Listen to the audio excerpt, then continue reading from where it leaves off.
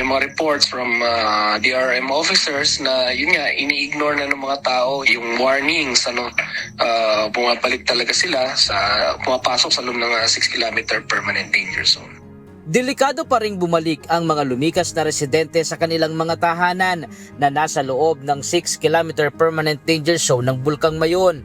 Ayon sa Philippine Institute of Volcanology and Seismology o PHIVOLCS, ito ay dahil sa pagbuga ng mataas na volume ng sulfur dioxide o SO2, patuloy na pag-agos ng lava, mga pyroclastic density current o uson, mga earthquake at rockfall events ng Bulkang Mayon na nagtuturo sa posibleng paglipat ng Mayon sa explosive eruption stage. Sinabi ng ahensya na ang mga ito ay mga palatandaan na nananatili ang aktibidad ng magma sa loob ng bulkan at posibleng maging mapanira ang pagputok nito.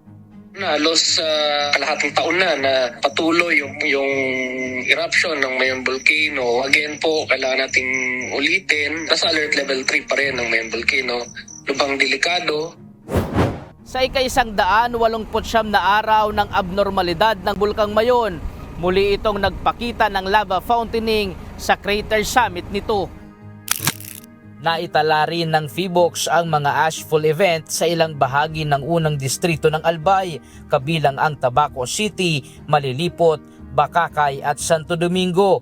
Patuloy din ang pagkakaroon ng pyroclastic density current at rockfall events habang nananatiling namamaga ang dalisdis ng Mayon, palatandaan ng patuloy na mataas na aktibidad sa loob nito. Pinapaalalahanan ng PHIVOLCS ang publiko na manatili sa labas ng 6 kilometer permanent danger zone upang maiwasan ang posibleng panganib habang nakataas pa rin sa alert level 3 ang Bulkang Mayon. Ryan Salatandol, UNTV, News and Rescue. Diyos ang aming sandigan, serbisyo publiko ang aming pinahahalagahan.